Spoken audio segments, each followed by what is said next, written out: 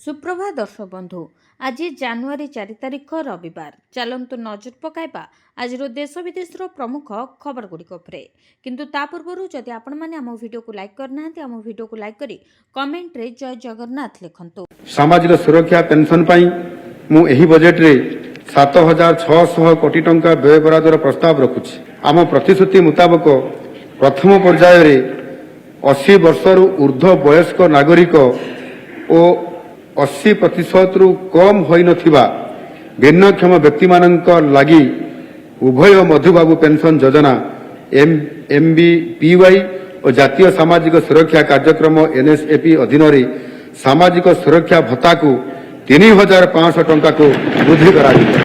राजधानी राजरास्ता गड़िला मुंड पुणी जीवन नेला आम बस पुणी जीवन नेला आम बस स्थान भुवनेश्वर रूपाली छक ट्राफिक रे अटकी ऑटो को पछपटू हठात आसी धक्का देइथिला आम बस आउ घटी जाइथिला भयंकर दुर्घटना। छिंछतर हो जाइथिला ऑटो घटनास्थल ही चली जाइथिला ऑटो चालक विष्णु पात्रंक जीवन।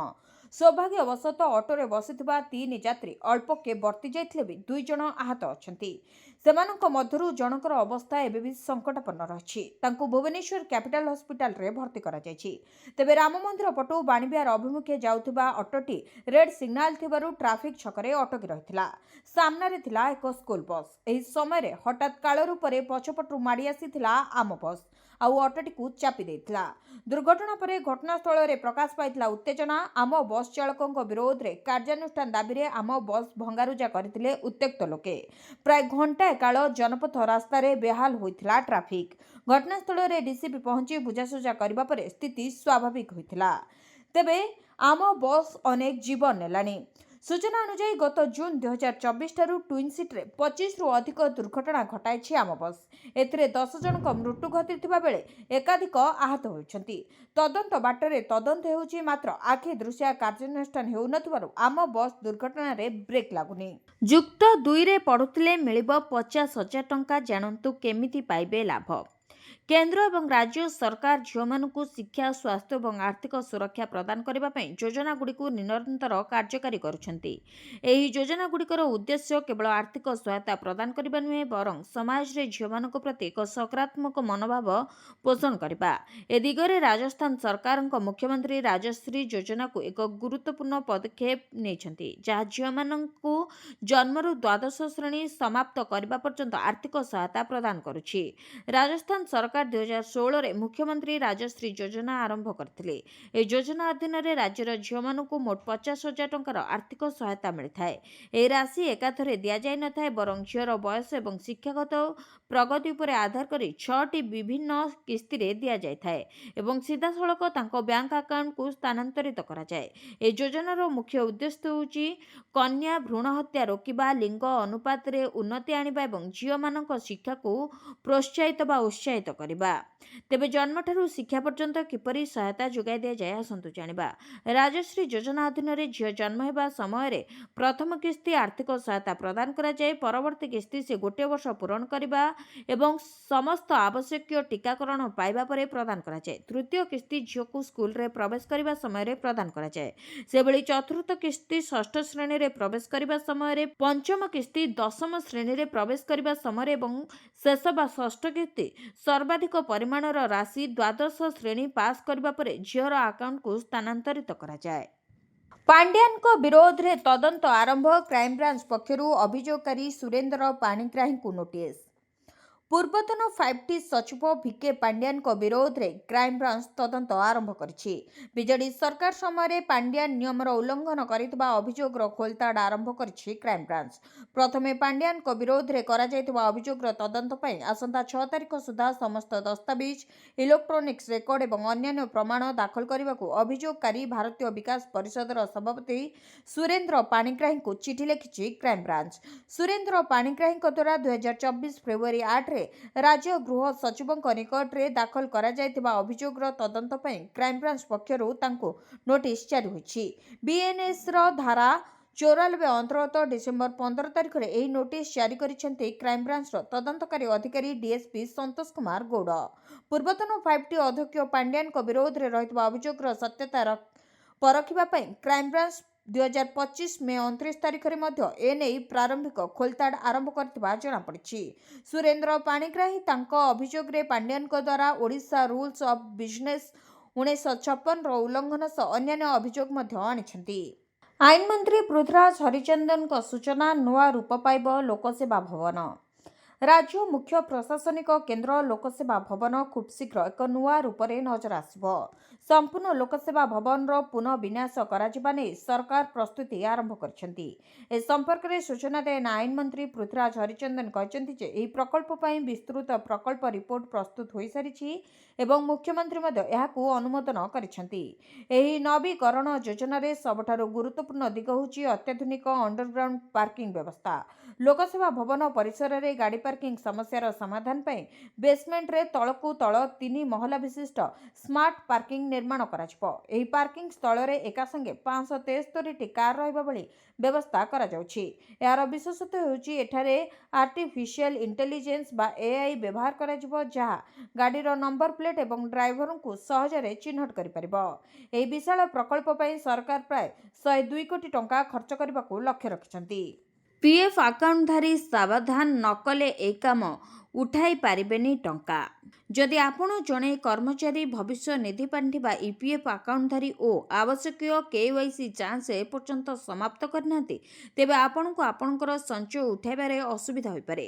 EPFO ଏକ ବଡ଼ ନୂତନ ସତର୍କତା ଜାରି କରିଛି, ଯାହା ସ୍ପଷ୍ଟ କରିଛି ଯେ ଅସମ୍ପୂର୍ଣ୍ଣ KYC ଆପଣଙ୍କ PF ଆକାଉଣ୍ଟ ଉଠାଇବା, ସ୍ଥାନାନ୍ତର କରିବା ଓ ପୁନଃ ସକ୍ରିୟ କରିବାରେ ମଧ୍ୟ ଅସୁବିଧା ସୃଷ୍ଟି କରିପାରେ। ଶ୍ରମ ଓ ନିଯୁକ୍ତି ମନ୍ତ୍ରାଳୟ ଦ୍ୱାରା ଜାରି ଏକ ସଦ୍ୟ ବିବୃତ୍ତି ଅନୁଯାୟୀ EPFO ନିଷ୍କ୍ରିୟ EPF ଆକାଉଣ୍ଟଗୁଡ଼ିକର ବଢ଼ୁଥିବା ସମସ୍ୟାର ସମାଧାନ କରିବାକୁ ନିଷ୍ପତ୍ତି ନେଇଛି। ମୁଖ୍ୟତଃ KYC ବା KYC ନଥିବା କିମ୍ବା ଅସମ୍ପୂର୍ଣ୍ଣ ହେବା କାରଣରୁ ବର୍ଷ ବର୍ଷ ଧରି ଅପଡେଟ୍ ହୋଇନଥିବା ଆକାଉଣ୍ଟଗୁଡ଼ିକରେ PF ଟଙ୍କା ପଡ଼ି ରହିଛି। EPFO ସଦସ୍ୟଙ୍କ ଚାକିରି ପରିବର୍ତ୍ତନ, କଣ୍ଟ୍ରିବ୍ୟୁସନ୍ ବନ୍ଦ କରିବା କିମ୍ବା ସେମାନଙ୍କର ବ୍ୟକ୍ତିଗତ ଓ ବ୍ୟାଙ୍କ ସୂଚନା ଅପଡେଟ୍ ନ କରିବା ଯୋଗୁଁ ଲକ୍ଷ ଲକ୍ଷ EPF ଆକାଉଣ୍ଟ ନିଷ୍କ୍ରିୟ ହୋଇଯାଇଛି। ଏପରି ଅନେକ କ୍ଷେତ୍ରରେ କର୍ମଚାରୀମାନେ ଜାଣିନାହାନ୍ତି ଯେ ସେମାନଙ୍କର କଷ୍ଟ ଅର୍ଜିତ ଅବସରକାଳୀନ ସଞ୍ଚୟ ପୁରୁଣା କିମ୍ବା ଅକାର୍ଯ୍ୟକ୍ଷମ ଆକାଉଣ୍ଟରେ ଫସି ରହିଛି। ବିବାଦ ଭିତରେ ମହାନଦୀ ଗେଟ୍ ଖୋଲିଲା ଛତିଶଗଡ଼।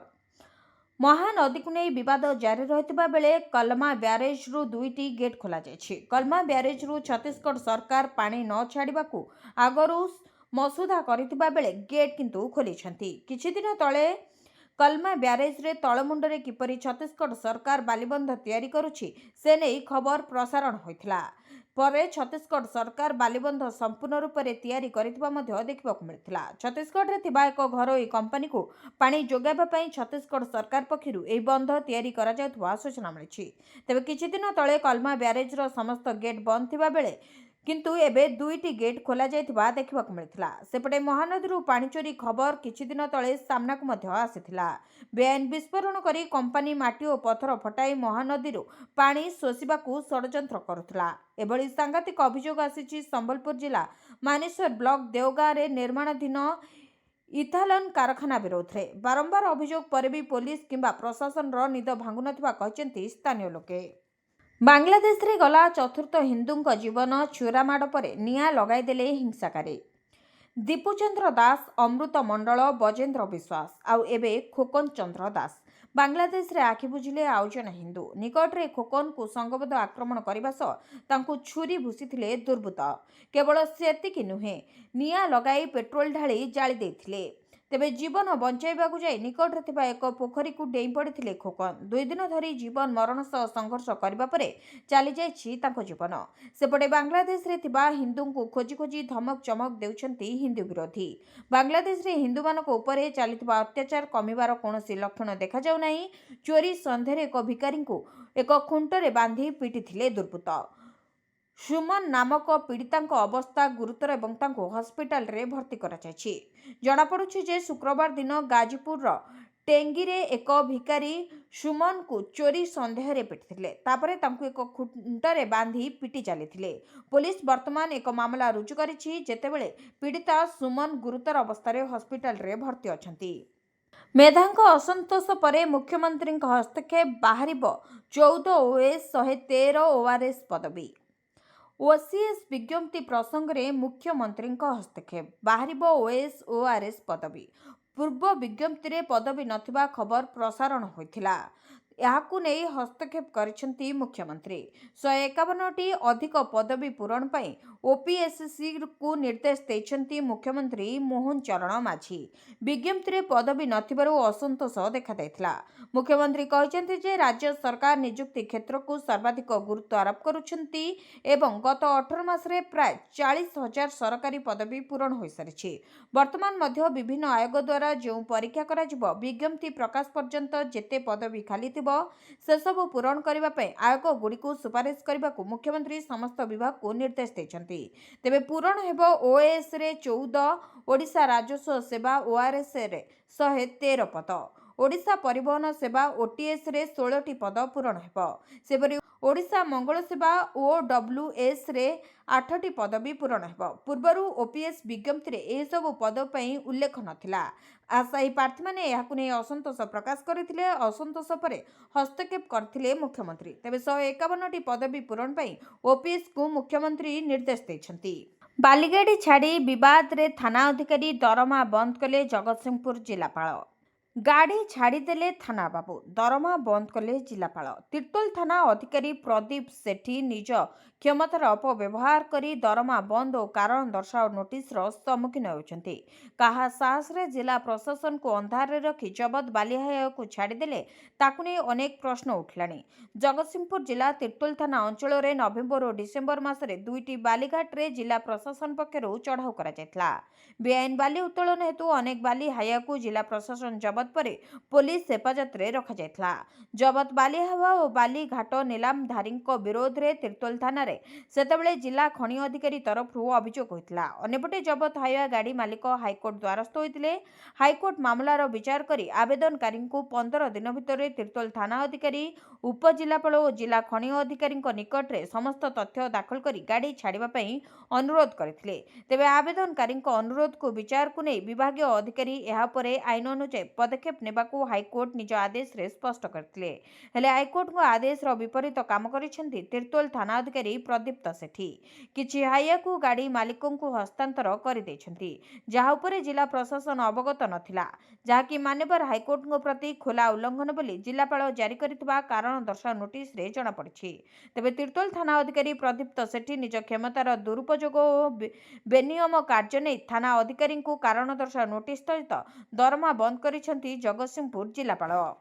छत्तीसगढ़ रे एक बड़ एनकाउंटर 14 माओवादी निहत। माओ विरोधी अभियान रे सुरक्षाकर्मी को पुणी एक बड़ सफलता। निपात हेले 14 माओवादी। छत्तीसगढ़ सुकमा और बीजापुर एनकाउंटर 14 माओवादी मृत्यु घटी। छत्तीसगढ़ पुलिस एवं सुरक्षा बाहिनी मिलित ऑपरेशन बेले एही सफलता मिली। सुकमा और बीजापुर जिले में होइतिबा 2टी पृथक एनकाउंटर होइछि। सुकमा एसपी किरण चौहान नेतृत्व में जिला रिजर्व गार्ड द्वारा एही ऑपरेशन आरंभ होइथिला। किस्तीराम थाना अंचलर पालोडी और पोटकपल्ली मध्यवर्ती पालमर जंगल रे सुरक्षा बाहिनी गुली रे 12 जन नक्सल निपात होइथिले। मृतकों मध्य कोंटा एरिया कमिटीर सचिव मंगड़ू अंतर्भुक्त थिला। घटनास्थल AK-47 एवं इंसास राइफल भली अत्याधुनिक अस्त्रशस्त्र जबत करा जायछि। सेपटे बीजापुर जिले में गुली विनिमय होइथिला। डीआरजी टीम चढ़ाऊ करथिबा बेले 2 जन नक्सल निपात होइछंती। अविवाहित झियो मानक पई आसला खुशी खबर। सरकार देबे बाघर पई एतिकी टंका। जदि आपणको घरे अविवाहित झियो अछंती सेमानक बाघर पई आसला खुशी खबर। सुभद्रा योजना परे ओडिशा रे नुआ योजना पई बड़ घोषणा करिसेंती सरकार। एबे बाघर पई टंका देबे ओडिशा सरकार। ए नै योजना हेउछि मुख्यमंत्री कन्या विवाह योजना। मुख्यमंत्री कन्या विवाह योजना पई गाइडलाइन जारी करिसेंती सरकार। एने सबु जिलापालों को महिला और शिशु विकास विभाग पक्षरु चिठी जारी करा जायछि। झियर बयस 18 रु 35 वर्ष एवं पुअर बयस 21 रु 35 वर्ष होइथिले मिलिबो सहायता राशि। विवाह पई कन्या को मिलिबो 51,000 टंकार सहायता राशि। डीबीटी माध्यम रे अकाउंट को सीधा जिवो 35,000 टंका। एथि सहित विवाह उपहार पई 10,000 टंका, आयोजन पर संस्था को मिल 6,000 टंका। सेभଳି विधवा दिव्यांग SC/ST आर्थिक अनग्रसर को सहायता मिल। तेबे 18 वर्षर अधिक वयस्क युवती मैंने एथिपाई आवेदन करेंगे। जो युवती और युवक प्रथम थर पर विवाह करेंगे से केवल यही सुविधा मिली। सेहीपरि विधवा को पुनः विवाह क्षेत्र में सहायता राशि प्रदान करा मोट सहायता राशि 51,000 टंकार 35,000 टंका हिताधिकारी अकाउंट को जीव। उल्लेखযোग्य जे राज्य में गरीब झील मान उपहार स्वरूप से विवाह पर राज्य सरकार यह योजना आरंभ करछंती। एथिपाई सरकार 2025-26 आर्थिक वर्ष पर आगत बजेट रे 12 कोटी टंकार व्यवस्था करथिले। वायु प्रदूषण रे रेकर्ड भांगिला ओडिशा। तालचेर और अनुगुल सबुठु अधिक प्रदूषित सहर। प्रदूषण रे रेकर्ड भांगिला ओडिशा। लगातार 2 दिन होला तालचेर और अनुगुल देशर सबुठु प्रदूषित 2 सहर अटंती। तेबे AQI सह वायु मान अति खराब स्तर रे थिबा देशर 5 सहर मध्य रहिचंती ओडिशार 4 सहर।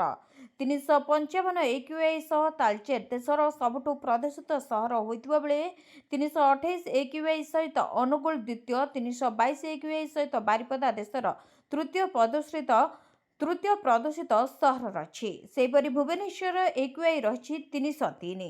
तेबे राजधानी दिल्ली रे वायुर मान 236 थिबा बेले वर्तमान 235 रही। सेभଳି देशर 9 प्रदूषित सहर मध्य थिला ओडिशार 7 सहर। 380 AQI सहित तालचेर देशर सबुठु प्रदूषित सहरर कुख्याति अर्जिथिबा बेले 346 AQI सहित अनुगुल देशर द्वितीय प्रदूषित सहर रहिथिला।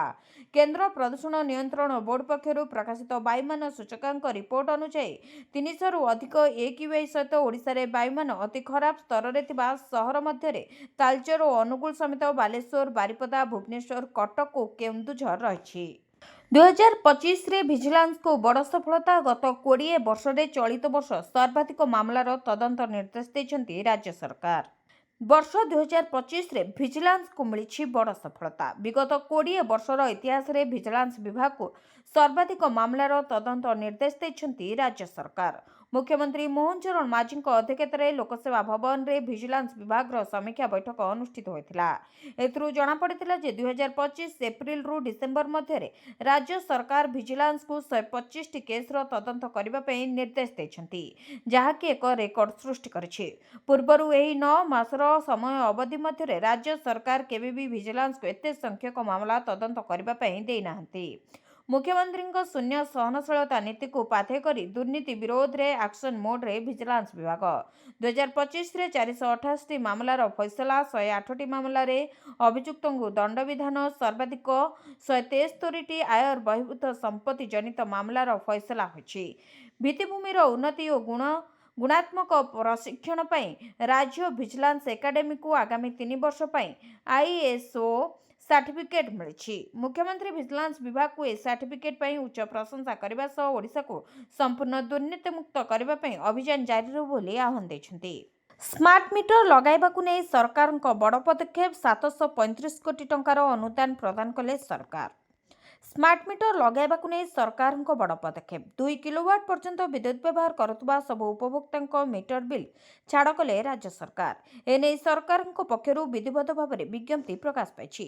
राज्य में स्मार्ट मीटर स्थापन को त्वरान्वित करने और जनसाधारण मध्य यार ग्रहणीयता बढ़ाइबा दृष्टि सरकार एभली निष्पत्ति नेछंती। 2 किलोवाट पर्यंत विद्युत व्यवहार करुवा उपभोक्ता स्मार्ट मीटर स्थापन में 100% आर्थिक सहायता प्रदान करने नहीं घोषणा करछंती राज्य सरकार। ओडिशा विद्युत नियामक आयोग गत मार्च 24 तारिख में देथिबा टैरिफ आदेश मीटर भड़ा बातिल करछंती। पुराना नॉन स्मार्ट मीटर को स्मार्ट मीटर रे परिवर्तन एवं पूर्वरु स्थापित स्मार्ट मीटर पुनरुद्धार खर्च पूरण पई एककालीन अनुदान 735 कोटी टंका प्रदान करने को सरकार निष्पत्ति नेछंती। पुणी विमान बंदरु जबत हैला मारिजुआना।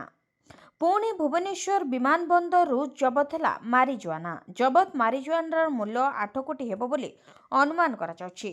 भुवनेश्वर शहर को मारिजुआना चालाण समय ଧରିଲା ରାଜସ୍ୱ ଗୁଇନ୍ଦା ନିର୍ଦ୍ଦେଶାଳୟ। ବିଜୁ ପଟ୍ଟନାୟକ ଆନ୍ତର୍ଜାତୀୟ ବିମାନ ବନ୍ଦରରୁ ଜଣେ ଯାତ୍ରୀଙ୍କ ପାଖରୁ ମାରିଜୁଆନା ଜବତ ହୋଇଥିବା ଜଣାପଡ଼ିଛି। ଜବତ ମାରିଜୁଆନାର ମୂଲ୍ୟ ପ୍ରାୟ 8 କୋଟି ଟଙ୍କା ହେବ ବୋଲି ଅନୁମାନ ମଧ୍ୟ କରାଯାଉଛି। ତେବେ ଏହି ମାରିଜୁଆନା ରାଜସ୍ୱ ଗୁଇନ୍ଦା ନିର୍ଦ୍ଦେଶାଳୟ ଜବତ କରିଛି। ଯାତ୍ରୀ ଜଣକ ନିଜ ଲଗେଜରେ 8 କେଜିର ମାରିଜୁଆନା ଆଣି ଆସୁଥିଲେ। ବ୍ୟାଙ୍କକ୍ରୁ ଏହି ମାରିଜୁଆନା ଆସୁଥିବା ସୂଚନା ମିଳିଛି। ମାତ୍ର 5 ଦିନରେ 3 ଥର ସମାନ ପରିସ୍ଥିତି ଦେଖିବାକୁ ମିଳିଛି। ଗତ ଡିସେମ୍ବର 30 ଏବଂ 31 ତାରିଖରେ ମଧ୍ୟ ଧରା ହୋଇଥିଲା ଏହି ମାରିଜୁଆନା। ଗୋଟିଏ ସ୍କିମ୍ରେ ଡବଲ ଲାଭ, ମାସକୁ 50,000 ପେନ୍ସନ୍, ଏକାବେଳେ ମିଳିବ 4 କୋଟି। 50,000 ଟଙ୍କା ମାସିକ ପେନ୍ସନ୍ ଏବଂ 4 କୋଟି ଟଙ୍କାର ଏକକାଳୀନ ପାଣ୍ଠି। ଏହି ସରକାରୀ ସ୍କିମ୍ରେ ମିଳିବ ଉଭୟ ଲାଭ। ଜାଣନ୍ତୁ କିପରି ପାଇବେ। ପ୍ରତ୍ୟେକ ବ୍ୟକ୍ତି ଚାହାନ୍ତି ଯେ ଅବସର ପରେ ସେମାନଙ୍କର ଜୀବନ ଆର୍ଥିକ ଦୃଷ୍ଟିରୁ ସୁରକ୍ଷିତ ରହୁ। ଯଦି ଆପଣ ମଧ୍ୟ ଏପରି ଏକ ଯୋଜନା ଖୋଜୁଛନ୍ତି ଯେଉଁଥିରେ ଅବସର ସମୟରେ ଆପଣଙ୍କୁ କୋଟି କୋଟି ଟଙ୍କା ମିଳିବ ଏବଂ ପ୍ରତି ମାସରେ ଏକ ନିଶ୍ଚିତ ପେନ୍ସନ୍ ମଧ୍ୟ ମିଳିବ, ତେବେ ଜାତୀୟ ପେନ୍ସନ୍ ପ୍ରଣାଳୀ ବା NPS ଆପଣଙ୍କ ପାଇଁ ଏକ ଶ୍ରେଷ୍ଠ ବିକଳ୍ପ ହୋଇପାରେ। ଏହା ଜାଣନ୍ତୁ ଯେ ଆପଣ NPS ମାଧ୍ୟମରେ 4 କୋଟି ଟଙ୍କାର ଏକକାଳୀନ ପାଣ୍ଠି ଏବଂ ମାସିକ 50,000 ଟଙ୍କାରୁ ଅଧିକ ପେନ୍ସନ୍ ପାଇପାରିବେ। NPS ହେଉଛି ଭାରତ ସରକାରଙ୍କ ଦ୍ୱାରା ପରିଚାଳିତ ଏକ ଦୀର୍ଘକାଳୀନ ବିନିଯୋଗ ଯୋଜନା। ଧରାଯାଉ ଆପଣଙ୍କ ବୟସ 25 ବର୍ଷ, ଅବସର ବୟସ 60 ବର୍ଷ। ମାସିକ ବିନିଯୋଗ 15,000 ଟଙ୍କା, ଆନୁମାନିକ ରିଟର୍ଣ୍ଣ 10%, ମୋଟ ବିନିଯୋଗ ଅବଧି 35 ବର୍ଷ। 35 ବର୍ଷ ପରେ ଆପଣଙ୍କ ପାଖରେ କେତେ ଟଙ୍କା ହେବ? ଯଦି ଆପଣ ମାସକୁ 15,000 ଟଙ୍କା NPSରେ ଜମା କରନ୍ତି, ତେବେ 35 ବର୍ଷ ପରେ ଆପଣ ମୋଟ କର୍ପସ୍ ପ୍ରାୟ 6.7 କୋଟି ଟଙ୍କା ହେବ। ମହିଳା ବିଡିଓଙ୍କୁ ଆକ୍ରମଣ ପରେ ଉତ୍ତେଜନା, ରାସ୍ତାକୁ ଓହ୍ଲାଇଲା ବିଜେଡି। ବିଜେପି ନେତାଙ୍କ ଗିରଫ ଦାବିରେ ପ୍ରତିବାଦ। BMC କର୍ମଚାରୀଙ୍କୁ ବିଜେପି ନେତା ଆକ୍ରମଣ କରିବା ଘଟଣା ମନରୁ ନ ଲିଭୁଣୁ କେନ୍ଦ୍ରାପଡ଼ା ରାଜନଗରରୁ ଆସିଛି ସାଂଘାତିକ ଅଭିଯୋଗ। ମହିଳା ବିଡିଓଙ୍କୁ ବିଜେପି ନେତା ଲଳିତ ବେହେରା ଲ୍ୟାପଟପ୍ ଉଠାଇ ଆକ୍ରମଣ କରିବା ପରେ ଉତ୍ତେଜନା ପ୍ରକାଶ ପାଇଥିଲା। ବିଜେପି ନେତାଙ୍କ ଏଭଳି କାର୍ଯ୍ୟର ପ୍ରତିବାଦରେ ରାସ୍ତାରୋକ କରିଥିଲା ବିଜେଡି। ଅନ୍ୟପଟେ ବିଜେପି କହିଛି ଘଟଣାର ତଦନ୍ତ କରାଯାଇ ଆଇନ ଅନୁଯାୟୀ ଯିଏ ଦୋଷୀ ତାଙ୍କ ବିରୋଧରେ କାର୍ଯ୍ୟାନୁଷ୍ଠାନ ଗ୍ରହଣ କରାଯିବ। ମହିଳା ବିଡିଓଙ୍କ ଆକ୍ରମଣକୁ ନେଇ ରାଜନୀତି ତେଜୁଥିବା ବେଳେ ନିଜ ଆଡୁ ତଦନ୍ତ କରିଛି ପୋଲିସ। ସେଦିନ କ'ଣ ହୋଇଥିଲା ତାର ସବିଶେଷ ତଥ୍ୟ ସଂଗ୍ରହ କରୁଛି। ସେପଟେ ବିଜେପି ବିଧାୟକ କହିଛନ୍ତି ଘଟଣାର ତଦନ୍ତ କରାଯାଇ ଆଇନ ଅନୁଯାୟୀ ଯିଏ ଦୋଷୀ ତାଙ୍କ ବିରୋଧରେ କାର୍ଯ୍ୟାନୁଷ୍ଠାନ ନିଆଯିବ। ଏବେ ଅପେକ୍ଷା ଏହି ମାମଲାର ତଦନ୍ତ ନିରପେକ୍ଷତାର ସହ ହେଉଛି ନା ଚାପରେ ଚପି ଯାଉଛି। ମହିଳାଙ୍କ ଖାତାକୁ ଆସିପାରେ 20,000 ଟଙ୍କା। ଜାଣନ୍ତୁ ସମ୍ପୂର୍ଣ୍ଣ ଖବର। ସୁଭଦ୍ରା ଯୋଜନାର ତୃତୀୟ ପର୍ଯ୍ୟାୟ ଟଙ୍କା ହିତାଧିକାରୀଙ୍କ ଖାତାକୁ ଆସିସାରିଥିବା ବେଳେ ଏବେ ଚତୁର୍ଥ ପର୍ଯ୍ୟାୟ ଟଙ୍କାକୁ ନେଇ ଚର୍ଚ୍ଚା ଜୋର ଧରିଛି। ସେପଟେ ସୁଭଦ୍ରା ଯୋଜନାରେ ନୂତନ ହିତାଧିକାରୀ ମଧ୍ୟ ଯୋଡ଼ି ହେଉଛନ୍ତି। ଉପମୁଖ୍ୟମନ୍ତ୍ରୀଙ୍କ ସୂଚନା ଅନୁସାରେ ବର୍ତ୍ତମାନ ସୁଦ୍ଧା 17 ଲକ୍ଷରୁ ଉର୍ଦ୍ଧ୍ୱ ମହିଳା ସୁଭଦ୍ରା ଯୋଜନାରେ ଯୋଡ଼ି ହୋଇଛନ୍ତି। ସେହିଭଳି 21 ବର୍ଷ ହୋଇଥିବା ମହିଳାମାନେ କିମ୍ବା ଯୁବତୀମାନେ ଆପେ ଆପେ ସୁଭଦ୍ରା ଯୋଜନାରେ ଯୋଡ଼ି ହେଉଛନ୍ତି। ସରଜମିନ ତଦନ୍ତ ପରେ 17 ଲକ୍ଷରୁ ଉର୍ଦ୍ଧ୍ୱ ମହିଳା ସୁଭଦ୍ରା ଯୋଜନାରେ ଯୋଡ଼ି ହୋଇଥିବା କହିଛନ୍ତି ଉପମୁଖ୍ୟମନ୍ତ୍ରୀ ପ୍ରଭାତୀ ପରିଡ଼ା। ତେବେ ଏହି ନୂତନ ହିତାଧିକାରୀଙ୍କୁ ଏକାଥରେ ସରକାର ଦେବେ 10,000 ଟଙ୍କା। ଏହି ଟଙ୍କା ମାର୍ଚ୍ଚ 8 ତାରିଖ ଅର୍ଥାତ୍ ଅନ୍ତର୍ଜାତୀୟ ମହିଳା ଦିବସରେ ସୁଭଦ୍ରା ହିତାଧିକାରୀଙ୍କ ଖାତାକୁ ଆସିବ। ସେହିଭଳି ପୁରୁଣା ହିତାଧିକାରୀଙ୍କ ଖାତାକୁ ଆସିବ ଚତୁର୍ଥ ପର୍ଯ୍ୟାୟ ଟଙ୍କା ଅର୍ଥାତ୍ 5,000 ଟଙ୍କା। ତେବେ ପୂର୍ବରୁ ଯେଉଁମାନେ ଯୋଗ୍ୟ ହିତାଧିକାରୀ ହୋଇଛନ୍ତି କିନ୍ତୁ ସେମାନଙ୍କ ଖାତାକୁ କୌଣସି ଟଙ୍କା ଆସିନାହିଁ, ତାହେଲେ ସେମାନଙ୍କ ଖାତାକୁ 20,000 ଟଙ୍କା ଆସିପାରେ ବୋଲି ଚର୍ଚ୍ଚା ହେଉଛି। କିନ୍ତୁ ଏନେଇ ସରକାରଙ୍କ ପକ୍ଷରୁ କୌଣସି ସବିଶେଷ ତଥ୍ୟ ବା ସୂଚନା ମିଳିନାହିଁ। ଏହି ଦିନ ଚାଷୀଙ୍କ ଖାତାକୁ ଆସିବ 2,000 ଟଙ୍କା। ଏହିସବୁ କାମ କରାଇନଥିଲେ ତୁରନ୍ତ କରନ୍ତୁ। PM କିଷାନର 21ତମ କିସ୍ତି ଟଙ୍କା ଚାଷୀଙ୍କ ଖାତାକୁ ଆସିସାରିଥିବା ବେଳେ ଏବେ 22ତମ କିସ୍ତି ଟଙ୍କାକୁ ନେଇ ଚର୍ଚ୍ଚା ଜୋର ଧରିଛି। ତେବେ ଦେଶର ଲକ୍ଷ ଲକ୍ଷ ଚାଷୀ ଭାଇ ଓ ଭଉଣୀମାନେ ଏହି 22ତମ କିସ୍ତି ଟଙ୍କାକୁ ଅପେକ୍ଷା କରି ରହିଛନ୍ତି। ଏହାରି ମଧ୍ୟରେ ଏକ ତାରିଖକୁ ନେଇ ଚର୍ଚ୍ଚା ଜୋର ଧରିଛି। ତେବେ ଜାତୀୟ ଗଣମାଧ୍ୟମର ରିପୋର୍ଟ ଅନୁସାରେ PM କିଷାନର 22ତମ କିସ୍ତି ଟଙ୍କା ଫେବୃଆରୀ 28 ତାରିଖ ସୁଦ୍ଧା ଚାଷୀଙ୍କ ଖାତାକୁ ଆସିପାରେ ବୋଲି ଚର୍ଚ୍ଚା ଅଛି। କିନ୍ତୁ ଏନେଇ ସରକାରଙ୍କ ପକ୍ଷରୁ କୌଣସି ବିଜ୍ଞପ୍ତି ଜାରି କରାଯାଇ ନାହିଁ କିମ୍ବା କୌଣସି ତାରିଖ ଘୋଷଣା କରାଯାଇ ନାହିଁ। କିନ୍ତୁ ଜାତୀୟ ଗଣମାଧ୍ୟମରେ ଏହି ତାରିଖଟି ଚର୍ଚ୍ଚା ଜୋର ହେଉଛି। ତେବେ ପିଏମ୍ କିଷାନର 22ତମ କିସ୍ତି ଟଙ୍କା ମିଳିବା ପୂର୍ବରୁ ଯଦି ଆପଣମାନେ କିଛି ଜରୁରୀ କାମ କରାଇ ନାହାନ୍ତି ତାହେଲେ କରାଇ ନିଅନ୍ତୁ। ସେହି ଜରୁରୀ କାମ ହେଉଛି ଆପଣଙ୍କର ଇକେୱାଇସି ଅପଡେଟ୍ କରିବା, ବ୍ୟାଙ୍କରେ ଖାତା ସବୁ ଠିକ୍ ଅଛି କି ନାହିଁ ଯାଞ୍ଚ କରିବା। ଏଥିସହିତ ପିଏମ୍ କିଷାନ ଯୋଜନାରେ ଆପଣଙ୍କ ନାଁ ପଞ୍ଜୀକରଣ ହୋଇଛି କି ନାହିଁ ତାହା ମଧ୍ୟ ଚେକ୍ କରିନିଅନ୍ତୁ। ତେବେ ସରକାର ଚାଷୀଙ୍କୁ ଆର୍ଥିକ ସ୍ତରରେ ସୁଦୃଢ଼ କରିବା ପାଇଁ ବର୍ଷକୁ 6,000 ଟଙ୍କା ଦେଉଛନ୍ତି। ଏହି ଟଙ୍କା କିସ୍ତି ହିସାବରେ ଚାଷୀଙ୍କ ଖାତାକୁ ଆସୁଛି। ପ୍ରତି କିସ୍ତିରେ 2,000 ଟଙ୍କା ଲେଖାଏଁ ପାଉଛନ୍ତି ଚାଷୀ ଭାଇ ଓ ଭଉଣୀମାନେ। ଘରେ ଝିଅ ଥିଲେ ଆସିଲା ଖୁସି ଖବର, ଏହି ଯୋଜନାରେ ମିଳିବ 5 ଲକ୍ଷ ଟଙ୍କା। କେନ୍ଦ୍ର ସରକାରଙ୍କ ପକ୍ଷରୁ ଅନେକ ପ୍ରକାରର ସେଭିଂ ଯୋଜନା କାର୍ଯ୍ୟକାରୀ ହୋଇଥାଏ, ଯାହାକି ସାଧାରଣ ଲୋକଙ୍କ ପାଇଁ ବେଶ୍ ଲାଭଦାୟୀ ସାବ୍ୟସ୍ତ ହୋଇଛି। ତେବେ ସରକାରଙ୍କର ସେହିଭଳି ଏକ ଯୋଜନା ହେଉଛି ସୁକନ୍ୟା ସମୃଦ୍ଧି ଯୋଜନା, ଯାହା କନ୍ୟା ସନ୍ତାନଙ୍କ ସୁରକ୍ଷିତ ଭବିଷ୍ୟତକୁ ଦୃଷ୍ଟିରେ ରଖି ପ୍ରଣୟନ କରାଯାଇଛି। ବର୍ତ୍ତମାନ ଏହି ଯୋଜନାରେ ସରକାରଙ୍କ ପକ୍ଷରୁ ମିଳୁଥିବା 8% ଲାଭାଂଶକୁ ବୃଦ୍ଧି କରାଯାଇ 8.2% କରାଯାଇଛି। ଏହି ସ୍କିମ୍ରେ ଯଦି ଆପଣ 15 ବର୍ଷ ପର୍ଯ୍ୟନ୍ତ ଝିଅ ନାଁରେ ବ୍ୟାଙ୍କରେ ଏକ ଆକାଉଣ୍ଟ ଖୋଲି ଟଙ୍କା ଜମା କରୁଛନ୍ତି ତାହେଲେ ଆପଣଙ୍କୁ ବଡ଼ ଲାଭ ମିଳିବ। ବର୍ଷକୁ 250 ଟଙ୍କାର ଆରମ୍ଭ କରି ଆପଣ 1.5 ଲକ୍ଷ ଟଙ୍କା ପର୍ଯ୍ୟନ୍ତ ନିବେଶ କରିପାରିବେ।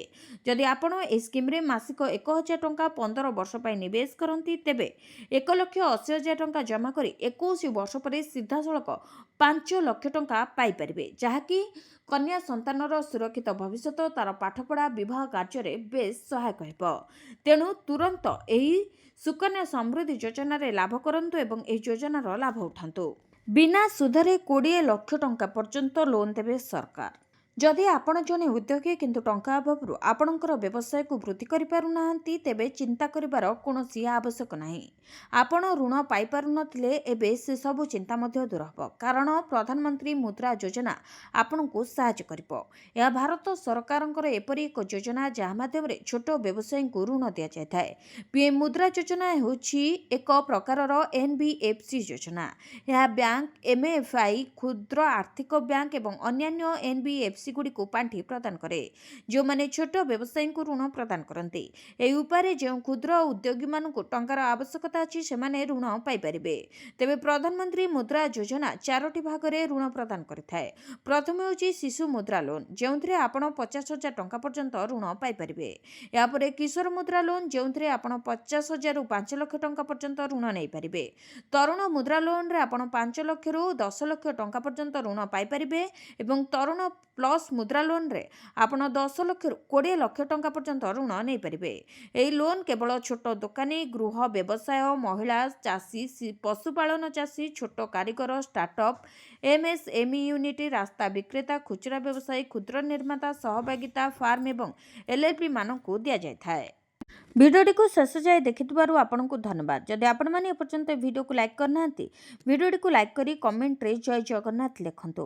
ଏଥିସହିତ ଆମ ଚ୍ୟାନେଲକୁ ସବସ୍କ୍ରାଇବ୍ କରି ପାଖରେ ଥିବା ବେଲ୍ ଆଇକନ୍କୁ ପ୍ରେସ୍ କରନ୍ତୁ।